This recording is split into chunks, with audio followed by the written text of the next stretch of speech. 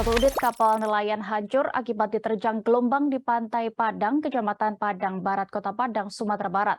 Kapal tersebut baru saja pulang dari menangkap ikan dan mengalami masalah dengan mesinnya. Akibatnya kapal terhempas ke kawasan bibir pantai sehingga hancur. Saat ini kami sudah terhubung dengan reporter Tribun Padang, rekan Rezi Aswar. Silakan dengan informasi Anda.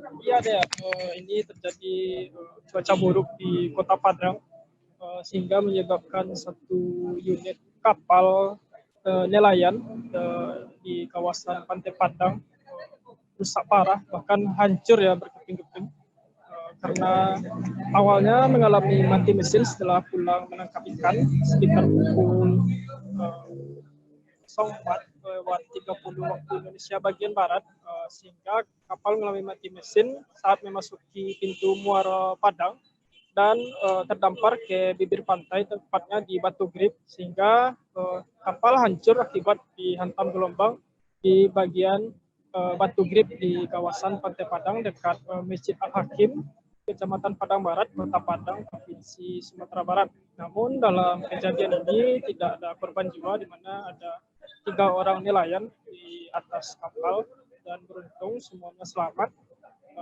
Namun untuk kerugian kapal hancur dan barang-barang milik nelayan banyak yang hilang karena kapalnya hancur.